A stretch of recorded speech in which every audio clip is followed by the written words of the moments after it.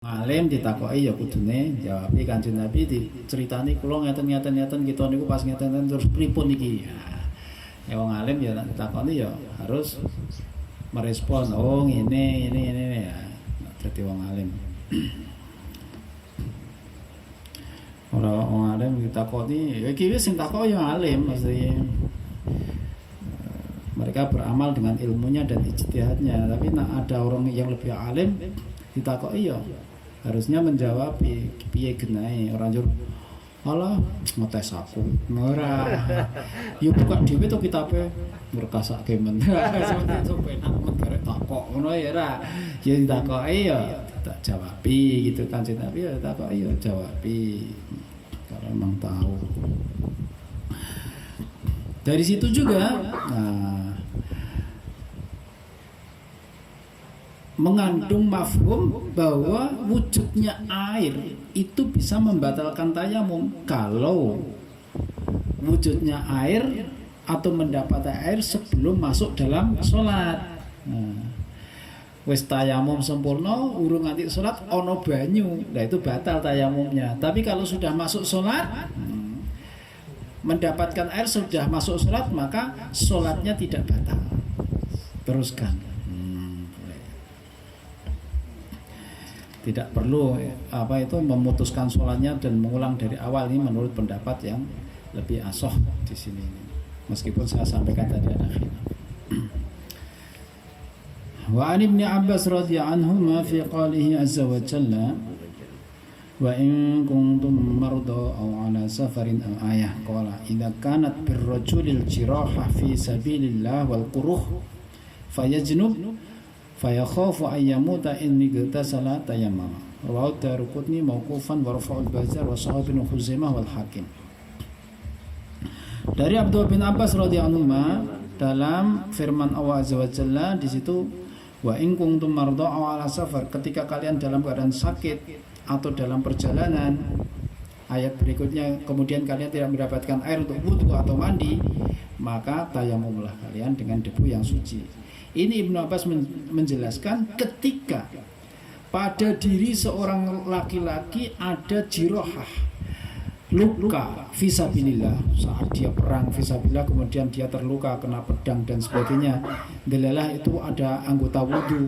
Nah misalnya pas arep wudu lagi piye mengo tatune iki ombo iki wah iki nak kena banyu malah rusak, atau apalagi yang kena nggon sirahe bocor ngono.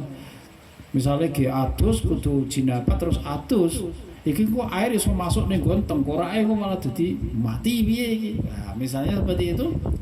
Ibnu Abbas menjelaskan kalau ada bagi seorang laki luka ataupun kuruh, cacar yang sebagaimana atau luka-luka yang bagaimana, kemudian dia junub, kemudian dia takut sekiranya dia menggunakan air mandi dia itu mati karenanya, maka tayamum.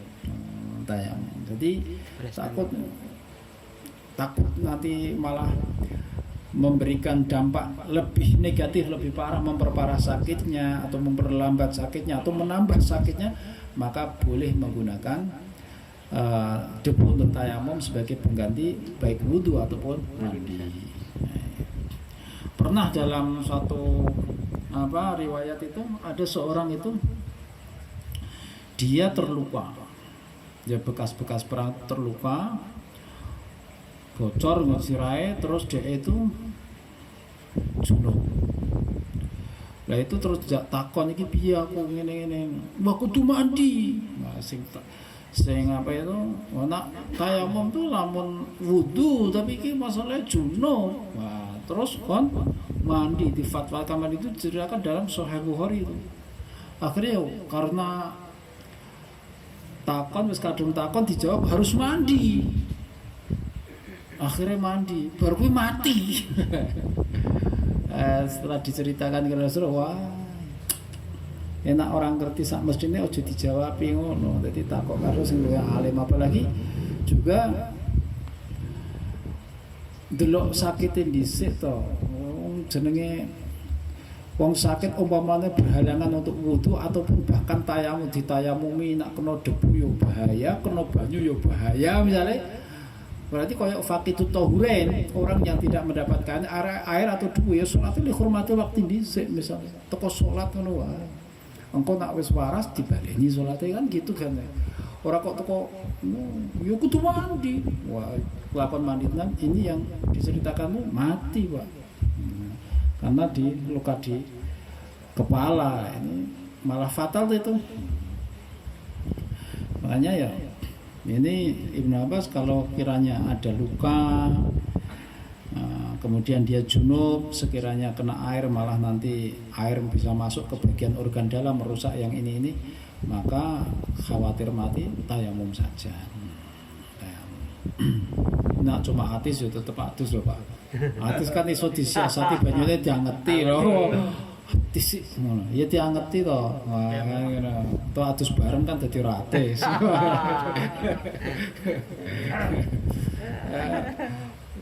Itu atis dadi alasan. Nak banyu karena luka lah itu memang syar'i.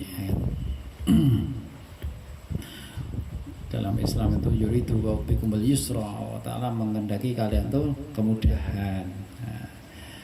Wala yuridu bikumul usra, tidak menghendaki pada diri kalian ada kesulitan. Jadi mulanya al-masyaqqah tajlibut taisir. Kesulitan, keberatan dalam melakukan atau mengamalkan agama menarik kemudahan. Orang no banyu kena tayamum, sholat atau safar panjang itu biasanya repot banget, awake kesel ini. Nah jadi harus berhenti sholat malah tekan tujuannya sosok kemalaman. Padahal nak dulu jalan-jalan tuh ndak seperti sekarang. Iki nguyak kudu iso tekan kono sadurunge bengi, iki nak bengi kok kono ke akeh begale bahaya. Lah nak kudu berhenti dengan sholat nanti bisa-bisa terlambat tempat tujuan. Maka ya wis salat sing rong waktu ya iso dadekke satu waktu 4 rakaat kena diringkes dadi 2 rakaat kan Islam itu mudah kok. Memudahkan.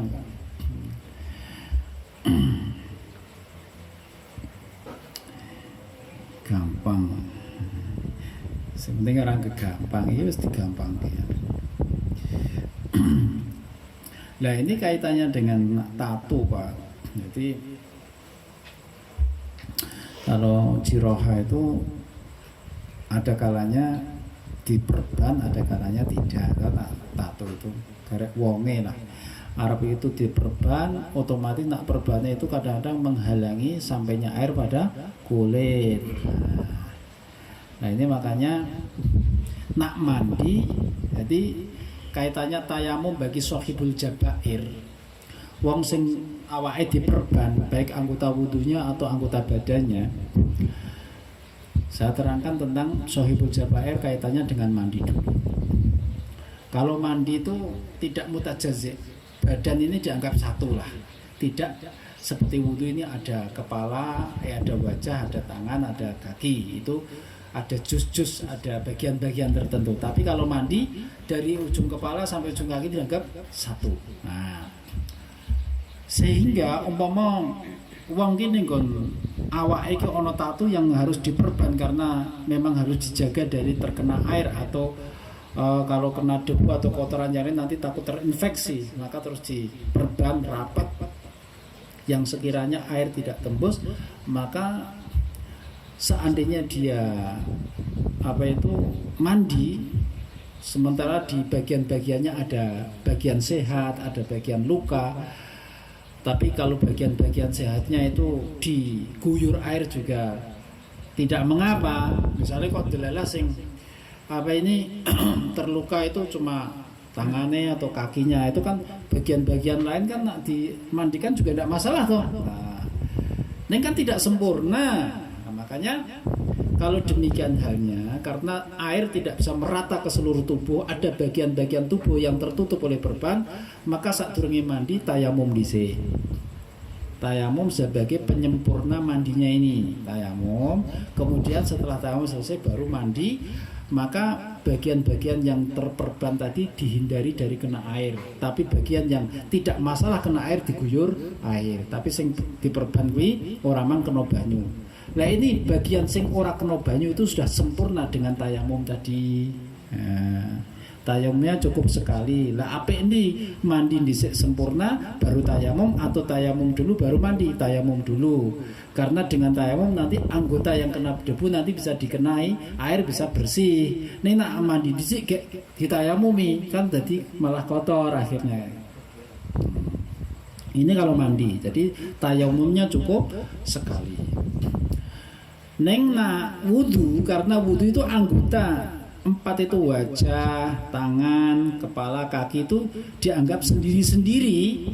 Lah umpama orang itu kena luka pada bagian-bagian yang wajib kena air ketika wudu, delalah diperban, maka ini dihitung. Nah, 2 tangan ini dianggap 1, kepala 1, kaki 1 gini.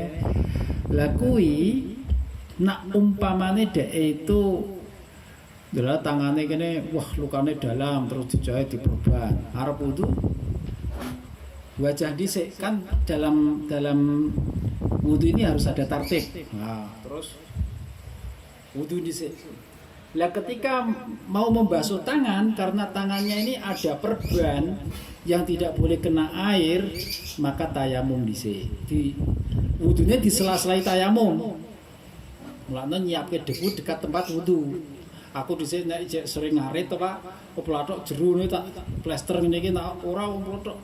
Wah, perih malah mangan perih ngene loro. Kadang-kadang ya kalau ndak kena bakteri-bakteri yang lain ya. Nah, akhirnya wudu wajah dhisik, lah engko pas arep basuh tangan iki diandui kering terus tayamum. Tayamume li takmilil wudu atau karena tayamum li sohibul jabair jabirah. Akhirnya tayamum ya biasa baca sama tangan. Nah, ini. Tayamum rampung terus ke wudune terus basuh tangan sing bagian yang sehat tidak dibungkus oleh perban tadi diguyur air sing perbane dihindari. Tapi perban iki kan wis ditembeli dengan tayamum. Lah kok terus delalah nggo sirahe iki diperban kabeh ora ono sing bagian sirah kan tidak harus semuanya, sebagian. Lah delalah iki misale kok pono kudu di apa itu perban kan ono sing luka gagar barang ae. Umpamane seperti itu ya tayamum meneh.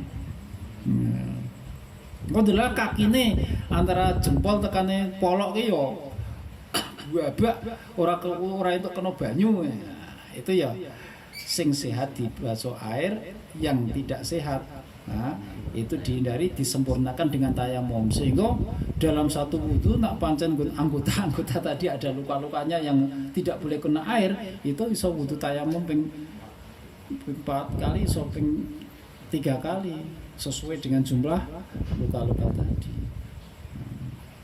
Ini sing kudu dipahami nah karena pekerja itu pekerjaan kadang-kadang nuntut itu Pak. Nah, terluka ini harus diperban harus ini ya. Makanya ya wudune ya tayamume ya mana anggota yang tidak bisa disempurnakan oleh air wudu maka disempurnakan ditembeli dengan tayamum. Ini kan tidak berhalangan menggunakan air secara totalitas, tapi ada bagian-bagian yang sehat yang tetap menerima untuk dibasuh air. Maka yang tidak dibasuh karena memang darurat tadi disempurnakan dengan tayamum.